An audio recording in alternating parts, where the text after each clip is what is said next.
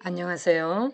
오늘은 젊은 세대와 나누고 싶은 100세 철학자의 인생 희망 이야기 함께 읽어보겠습니다. 책 소개입니다. 대한민국 1세대 철학자이자 수필가로 사랑받는 철학계의 거장 김형석 교수가 100세를 맞이했습니다. 100세 철학자 김형석 교수는 지금도 일어서서 긴 시간의 강연을 스스로 진행합니다. 그는 지금도 1년에 무려 160여 회가 넘는 강연 일정을 소화하고 있습니다. 사람들은 김형석 교수를 만나면 100세가 되도록 어떻게 그렇게 건강할 수 있는지를 묻곤 합니다. 남다른 건강 비결이 무엇인지 퍽 궁금한 모양입니다. 그런 질문을 받을 때 김형석 교수는 어떤 음식을 먹어라, 무슨 운동을 해라 라고 대답하는 대신 어떻게 하면 인생을 행복하게 살 수 있는가를 생각해 보도록 조용히 이끌어 줍니다. 이른바 이것이 김형석 교수의 행복론입니다. 김형석 교수는 행복한 삶의 중요 조건으로 성장하는 인생을 강조합니다. 인간의 신체는 20대까지 성장한 뒤 이후부터는 성장을 멈추며 노화되지만 끝없는 자기 관리와 정진을 통해 우리의 정신 세계는 나이가 들수록 성장하는 것이 가능하며 그러해야만 한다는 것입니다. 김형석 교수는 그런 자기 관리의 철학을 스스로 실천하며 살아오고 있습니다. 우리가 그의 에세이를 사랑하는 이유는 행복에 대한 그의 철학 세계가 인간의 삶을 직관적으로 관통하고 있기 때문입니다. 그가 지난 100년 철학자로서 던져온 인생에 대한 깊은 질문들을 담고 있는 이 책은 어떻게 하면 성장하는 삶을 통해 인생의 진짜 행복을 발견할 것인지 그가 살아온 한 세기의 이야기를 통해 제시해 주고 있습니다. 김형석 교수가 일생 동안 교육자로 살아오며 젊은 후배들을 위해 내면으로부터 써내려온 이야기들을 엮은 젊은 세대와 나누고 싶은 100세 철학자의 인생 희망 이야기는 특히 젊은 세대들이 굳건하게 자존감을 지키며 살기 위해 용기와 봉사의 사명감의 중요함을 일깨우고 있습니다. 저자 김형석은 철학자, 수필가, 연세대학교 명예교수입니다. 1920년 평안남도 대동에서 태어나 일본 조치대학교 철학과를 졸업했습니다. 연세대학교 철학과에서 30여 년간 후학을 길렀고 미국 시카고 대학교와 하버드 대학교 연구 교수를 역임했습니다. 대한민국 철학계 1세대 교육자로 한우리 독서 문화운동본부 초대 회장을 지냈습니다. 연세대학교 명예교수이며 현재 99세의 나이에도 활발한 저서 활동과 강의 활동을 펼치고 있습니다. 지난해에는 무려 165회의 강연을 했죠. 이틀에 한 번 꼴이었습니다. 주요 저서로 100년을 살아보니 우리는 어떻게 살아야 하는가, 인생의 의미를 찾기 위하여 예수 등이 있습니다. 특히 1960년에서 1970년대 펴낸 수필집 고독이라는 벽, 영혼과 사랑의 대화는 사색적이고 서정적인 문체로 젊은이들의 큰 사랑을 받으며 한 해 60만 부 판매라는 경이로운 기록을 남겼습니다. 묵차 제1부 인간의 조건, 지금 여기에 있는 그것, 행복, 약간의 기적, 마음 아득한 소나무숲, 자아 발견의 4단계, 상실의 이유, 감사를 아는 마음, 사랑한다면 주어야 할 것, 제2부 만나고 사랑하는 것, 친구와 원수, 진정한 품위, 솔직, 겸손, 긍정, 결혼이라 쓰고 열매라 읽는다, 행복한 가정을 위한 지혜, 행복을 만드는 가치관, 제3부 우리가 가야 할 그곳, 리더의 기본, 하라, 감정, 합리, 인격, 대학의 의무, 먹과 흥, 로마가 망한 이유, 돈의 대가, 제4부 행복한 인생을 위하여, 하늘이 기억해준 그날, 일과 성장, 취미, 오락, 유머, 많이 살고 싶다, 이제부터 쓰고 싶은 말, 죽음의 다른 이름, 삶.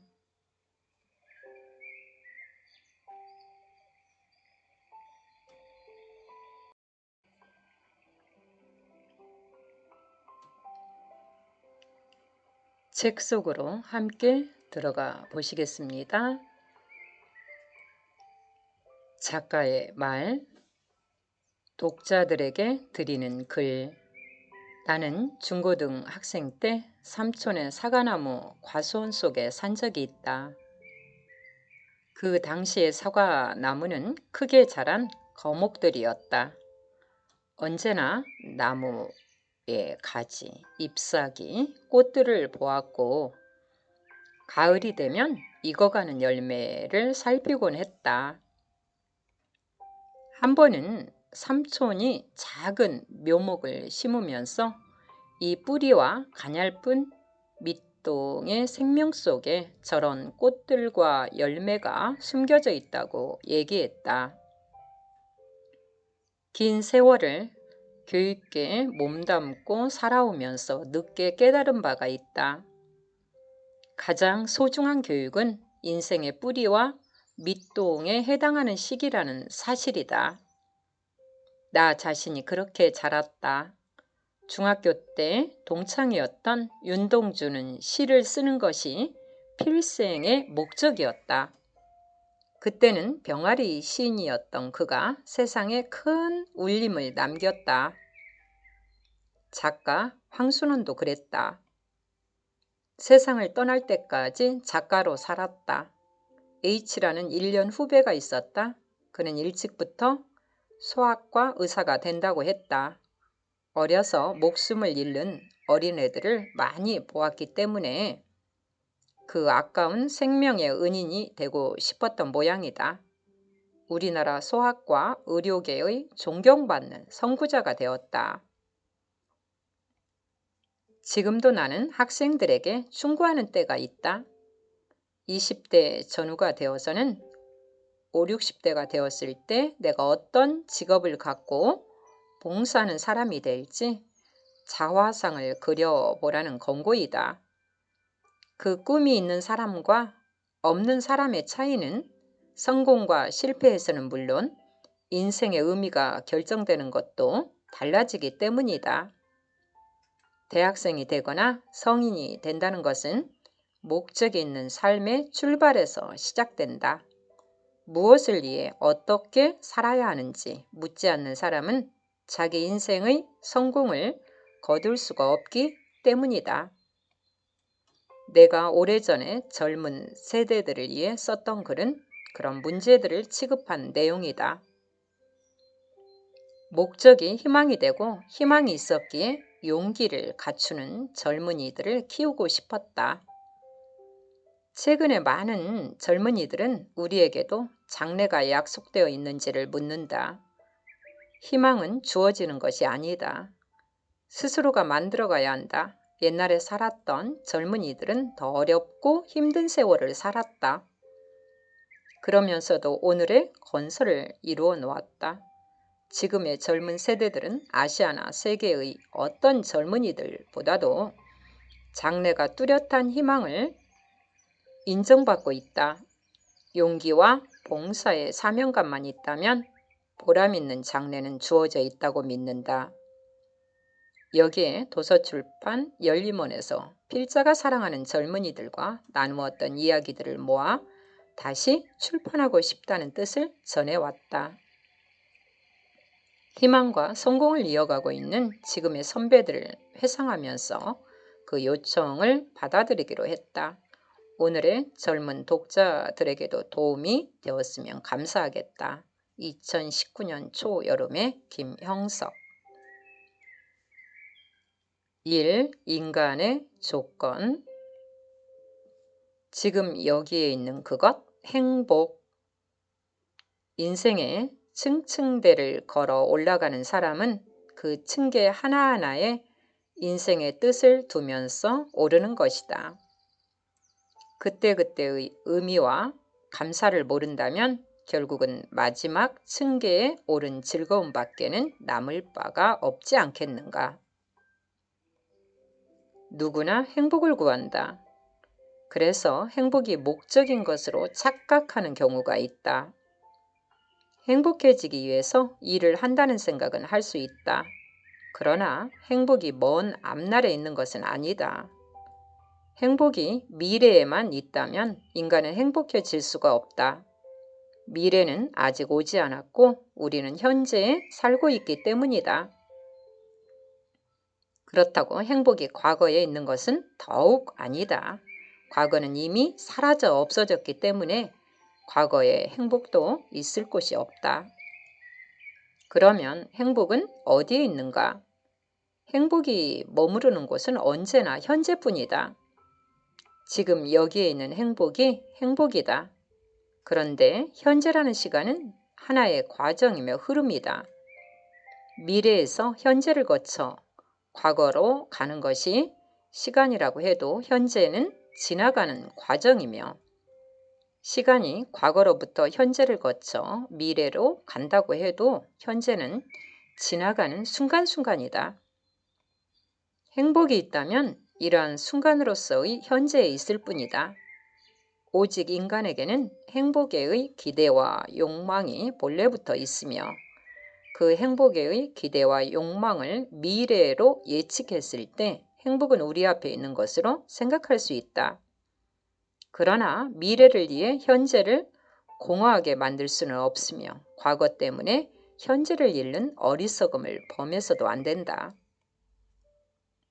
그렇다면 행복이 현재에만 머물 수 있고 현재는 지나가는 시간의 과정이라면 행복은 과정으로서의 현재에 머물러야 한다는 결론이 된다. 까다로운 이론을 떠나 우리들의 현실에서 찾아보기로 하자. 수십 년 전의 예전의 일이다. 서울대학교에 있는 친구 교수가 전화를 걸어왔다. 재작년부터 신청해 두었던 전화가 가설되었기 때문에 전화를 걸어보고 싶어 다이얼을 돌렸다는 것이다. 바쁘지 않으면 몇 분 동안 얘기를 좀 해도 좋겠느냐는 것이었다. 친구의 말투로 보아 그렇게 즐겁고 행복해 보일 수가 없었다. 자기가 전화를 끝낸 뒤에는 부인이 걸어볼 작정이며 큰딸도 순서를 기다리고 있다는 얘기까지 해주었다. 내 친구만 그런 것이 아니다. 내가 처음 전화를 설치해 들여놓았을 때도 똑같았다. 가족이 너무 좋아서 어쩔 줄을 몰랐다. 내가 전화를 신청했을 당시에는 신청자가 많아 전화국에서 제비를 뽑았다. 20대 1이나 되는 경쟁에서 뽑혔기 때문에 며칠을 두고 그 뽑히던 얘기를 계속했다. 스릴이 있었던 것도 사실이다. 추첨 장소에서 새어나오는 마이크 소리를 여러 사람들 속에서 들었기 때문이다. 이제 다 됐지. 끝내는 거야. 뭐 한 사람 더 남았어? 똑똑히 봐. 그럼 마지막으로 한 사람만 더 뽑는 거야. 하더니 몇몇 번 하는 것이었다. 그렇게 뽑힌 것이 바로 우리 집 전화였다. 그런 어려움을 거쳐 놓은 것이 우리 전화였기 때문에 온 가족의 즐거움은 대단한 것이었다. 전화를 어디에 놓는가도 문제거리였고 어떻게 곱게 다루느냐고 마음 쓰면서 지냈다. 내 친구도 그런 작은 행복감에 가족과 더불어 젖어 있었던 것이다. 요즘 젊은이들이 들으면 퍽 우스운 이야기일 수도 있다. 그런 세월을 지나 요사이 잘 사는 가정에 태어나서 자라는 어린이들을 보면 놀랍다. 세상에 그런 즐거움과 행복감을 모르면서 살기 때문이다. 자랄 때부터 갖추고 있었기 때문에 당연한 사물에 대한 고마움도 없으며 행복감도 없다. 누가 전화를 놓고 너무 행복해 즐긴다면 그런 걸 다 가지고 법석인가 하고 웃어버리고 말 것이다. 많은 가정들이 자가용을 가지고 즐기는 시대이다. 예전에 내가 처음에 차를 샀을 때는 밤에 밖으로 나와 차를 닦으며 야단 법석이었다. 내가 아는 친구는 차를 산 날 밤에는 한잠도 못 잤다고 말했다. 사느라면 좋은 세상도 온다고까지 부인이 좋아했다는 것이다. 그러나 내 친구의 아들, 딸들에게는 그런 행복이 없다. 태어날 때부터 차가 있었으니까 세상은 다 그런 것으로 생각하면서 인생을 시작할 테니 말이다. 집도 그렇다. 처음에는 새방에서 살다가 전셋집으로 가는 즐거움이 있고 도시 변두리에 작은 집을 샀다가 큰 집으로 옮겨가는 성장의 과정 속에서 행복을 누리는 것이다. 부모가 부자이기 때문에 처음부터 큰 집을 얻어 가지고 나가는 젊은이들은 부모들이 겪은 아기자기한 행복과 만족감을 맛보지 못한다. 그래서 서양 가정에서는 자력으로 살며 성장하도록 자녀들을 이끌어 주는지 모른다. 그래야 자녀가 유능해지며 진정한 행복을 누릴 수 있겠기 때문이다. 만일 이와 반대로 한꺼번에 삶의 목표에 도달해 버리고 만다면 그는 마지막 행복밖에는 누리지 못한다. 등산의 즐거움은 밑바닥에서 높은 정상까지 올라가는 도중에 누리는 것이다. 헬리콥터로 꼭대기까지 수고 없이 올라가고 만다면 등산의 희열은 맛볼 수가 없다. 인생의 층층대를 걸어 올라가는 사람은 그 층계 하나하나에 인생의 뜻을 두면서 오르는 것이다.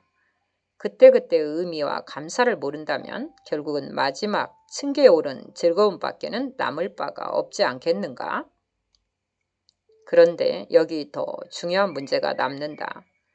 등산을 끝낸 사람은 정상에서 내려오지 않으면 안 된다.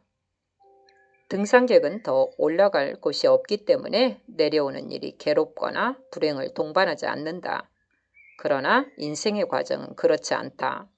모든 즐거움과 행복은 올라갈 때에 있다. 그러나 내려오는 인생은 언제나 슬픔과 불행을 동반한다.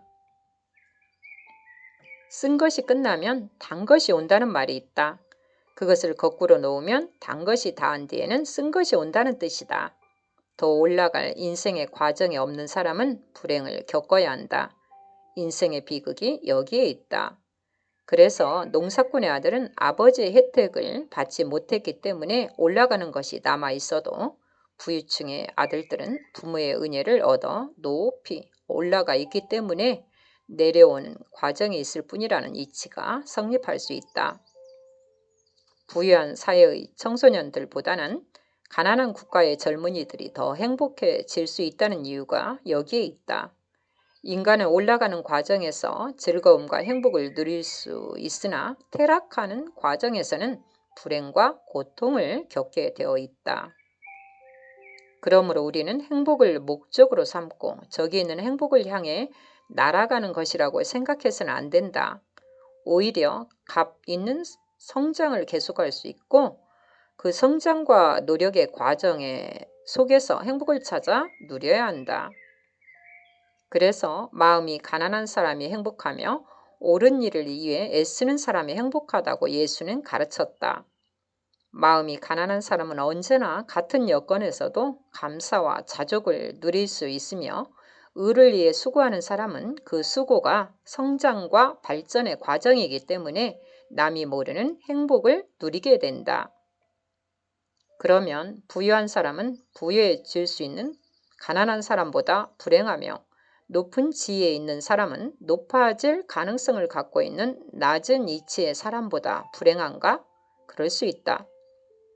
10억을 가진 사람이 7억의 재산으로 떨어질 때는 불행을 느낀다. 그러나 2억을 가진 사람이 5억의 재산을 차지할 때는 행복을 누린다. 예편을 앞둔 대장은 행복을 잃을 수 있다. 그러나 준장으로 올라가는 대령은 큰 희망과 행복을 더 많이 누리는 법이다. 그렇다면 뜨는 태양은 행복을 상징할 수 있어도 지는 태양은 비참을 뜻하는 결과가 되고 누구나 같은 운명에 머물러야 하는 것이 아니겠는가?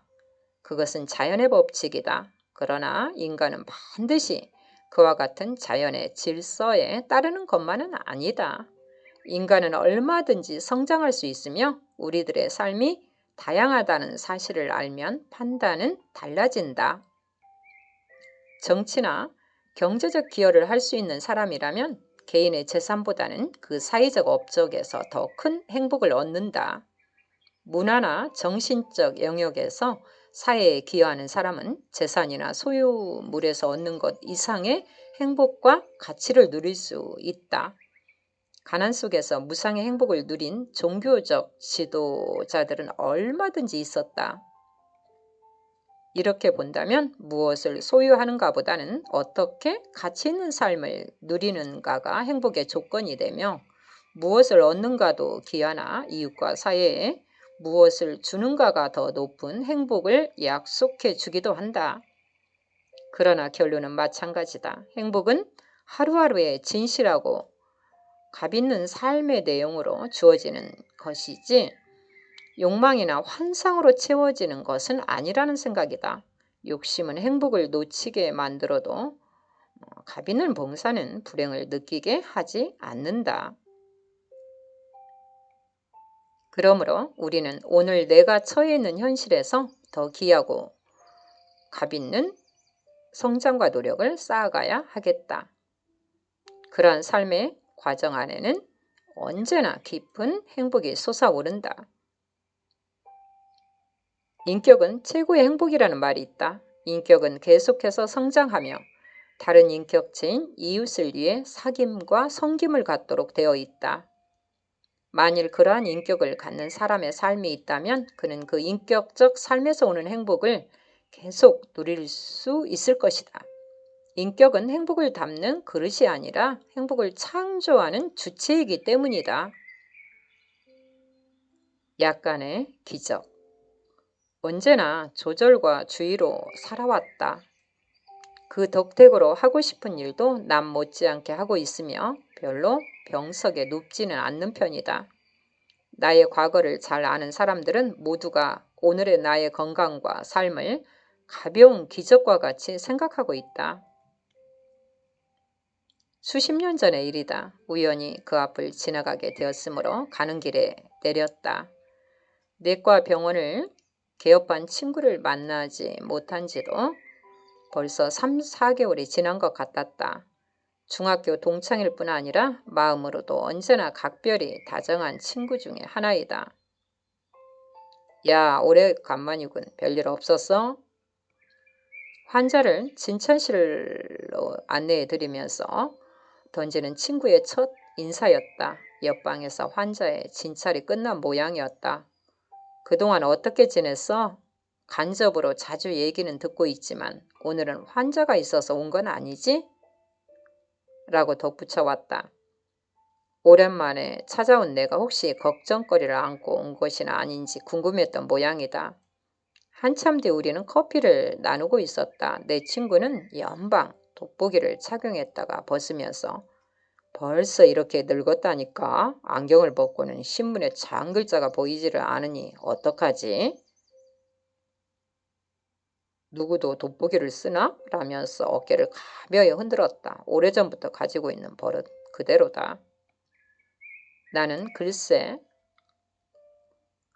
누구 형이야? 나보다 나이가 많잖아. 난 아직은 돋보기를 안 쓴다네. 라고 대답했더니 내 친구는 웃으면서 그건 누구의 잘못이지. 45살쯤이면 돋보기를 쓰도록 되어 있어. 그것이 정상이거든. 이제 두고 보게. 어떤 날 갑자기 눈이 흐려지고 장글씨가 안 보이는 때가 찾아올 테니 늙으면 보지 말고 생각하면서 살라는 모양이지. 생각도 잘 안 날 때는 후배를 위해 인생의 자리를 양보해 달라는 때이고 라는 것이었다. 나는 내 앞자리에 앉아서 친구의 얼굴을 빤히 쳐다보면서 콧구멍을 쑤시기 좋아하던 중학교 친구가 7 어린애 아버지가 되었고 반백 머리에 돋보기를 쓰고 있는 꼴이 참으로 이상했다. 마음들은 중학교 시절과 변함이 없는데 누구는 나보다 고생을 덜 해서 그런가? 하긴 젊은 시절에는 나보다 고생을 더한 것으로 알고 있는데 참 나한테 오면 혈압을 재보는 습관이 있었지? 오늘은 재보지 않으려나? 글쎄 언제나 혈압이 낮은 것 같아 걱정이네. 이제 생각하니까 부친으로부터 얻은 유전인가 봐. 아버지가 항상 낮은 혈압으로 고생하셨던 것 같아. 유전일지 모르지. 높은 혈압은 대개 유전인 경우가 많으니까. 그러나 혈압이 낮아서 죽는 일은 없어. 생명과는 관계가 없으니까 어디 온 김에 한번 재볼까? 친구는 청진기를 귀에 대면서 팔을 내밀라고 한다. 혈압을 재고 난 친구는 역시 넌 어딘가 기형성이 있어. 혈압이 그렇게 낮을 리가 없는데 또 그것이 병적이라면 그렇게 여러 가지 일을 할 수도 없을 테고 하기야 아직 돋보기도 안 쓴다니까. 가벼운 술이나 마셔서 혈압 컨디션을 조금 조정해보지. 별 상관은 없겠지만 라면서 웃었다. 내가 술을 안 하는 것을 약간 비꼬며 하는 얘기인지도 모른다. 이야기를 나누고 있는데 환자가 찾아왔다. 나는 또 오겠다고 손을 들어 보이고는 밖으로 나왔다.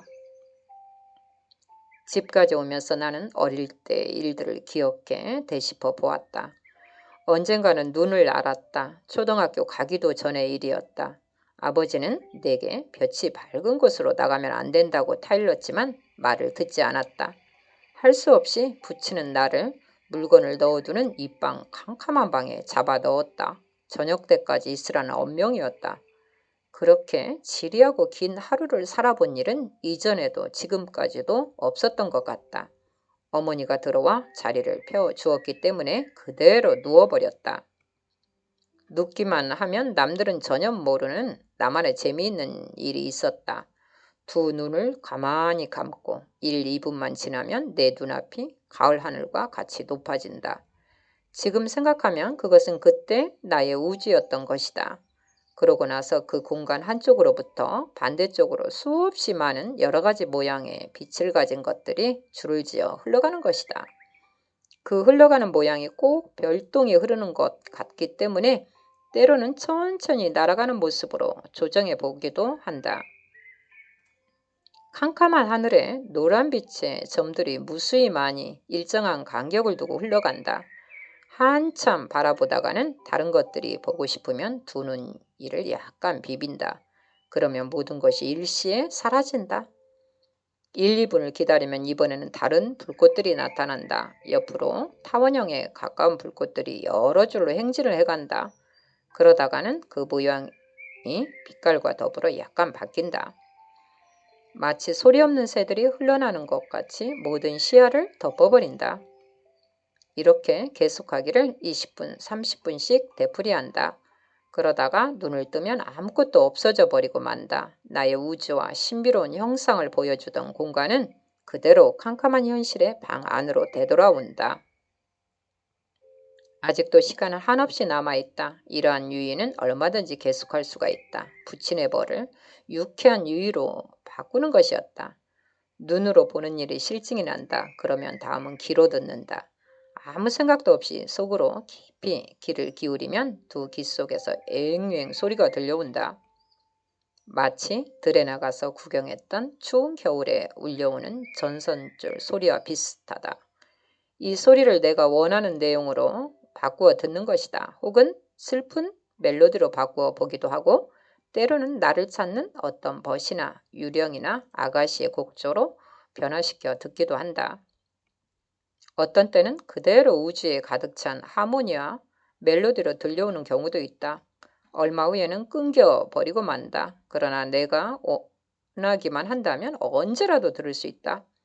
이것은 그날 하루만의 일이 아니다. 그때는 언제 어디서나 즐길 수 있는 나만의 유희, 고독한 즐거움이었다.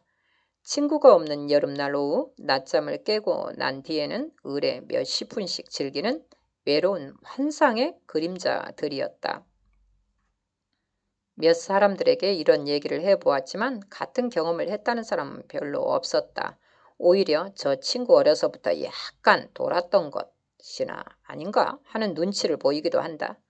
그 뒤 나는 나대로의 결론을 얻었다. 그것은 내가 어려서부터 선천적으로 지녔던 병약한 체질 때문이었을 것이다. 과거에 나는 내 혈압을 재본 일이 별로 없었다. 그러나 지금보다도 낫지 않았을까 의심스럽다. 집에 돌아왔다. 방에 앉아 손자들과 얘기를 하시는 생전의 어머니께 내 건강에 대한 얘기를 조금 비추었었다. 그랬더니 어머니는 의뢰 입버릇같이 너야 어디 건강한 세월을 하루라도 살았니? 나는 아범이 20살이 되도록 살 줄은 꿈에도 생각을 안 했다. 의사들도 사람 구실을 못할 게라고 내놓고 이야기했는데 이제 자식들을 기르는 모습을 보니까 세상에 안 되는 일이 없는가 봐. 나는 무슨 죄를 지었기에 저런 아이를 낳아 기르게 되었는지 하고 밤낮 괴로워했는데 라는 것이었다. 아이들은 별로 놀라는 기색도 없었다. 할머니에게서 언제나 듣는 얘기였기 때문이다. 어머니의 얘기는 참이다. 나는 나 자신이 20대나 30대나 지금이나 별로 차이가 없는 건강 상태를 느끼고 있다. 언제나 조절과 주의로 살아왔기 때문이다. 그 덕택으로 하고 싶은 일도 남 못지않게 하고 있으며 별로 병석에 눕지는 않는 편이다. 나의 과거를 잘 아는 사람들 모두가 오늘의 나의 건강과 삶을 가벼운 기적과 같이 생각하고 있다. 그러나 나는 지금도 확실히 믿고 있다. 성실한 노력은 언제나 약간의 기적을 만들 수 있다고.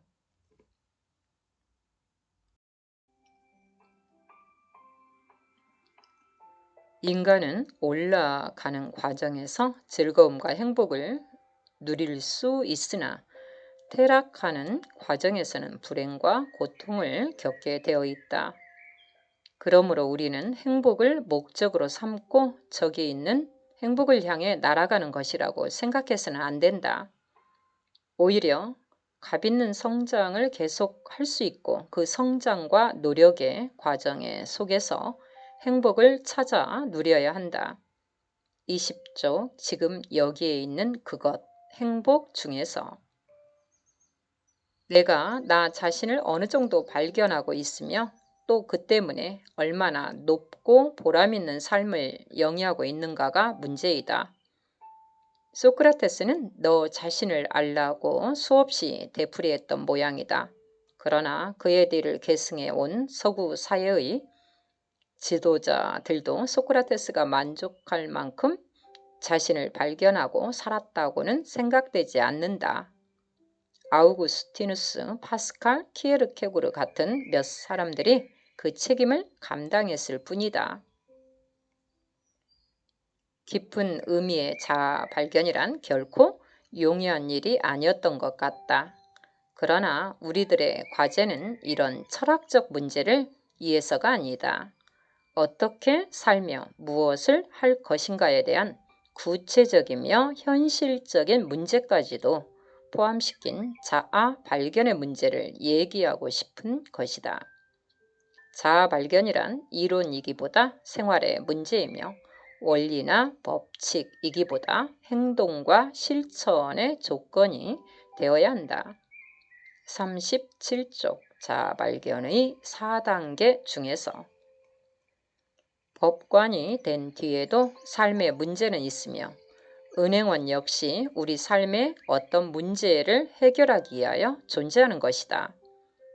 교사는 교육이 무엇인지 질문하지 않으며 앞으로의 교육은 어떻게 되어야 한다는 생각도 없이 교육에 임한다.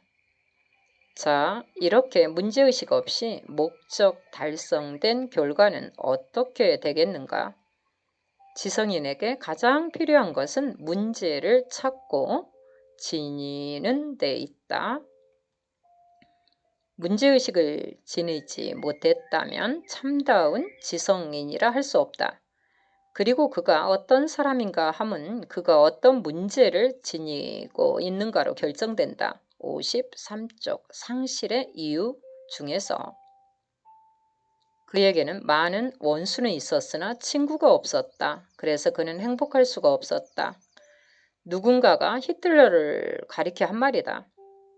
대개의 경우 유명한 사람에게는 친구가 적다. 많은 사람들이 존경은 하지만 우정을 갖기에는 먼 거리에 있는 것 같이 느끼기 때문이다.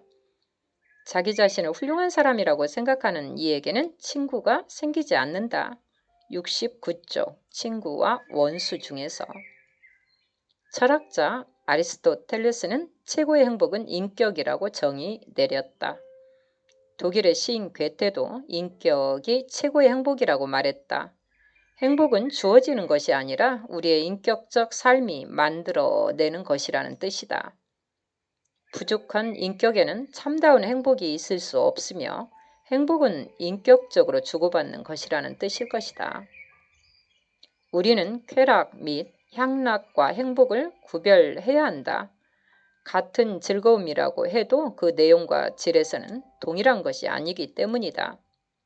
술자석에서 잡담을 즐기는 기쁨도 있어야 하나 그것이 좋은 작품을 끝낸 화가의 기쁨과 같은 것일 수는 없다. 127쪽 행복을 만드는 가치관 중에서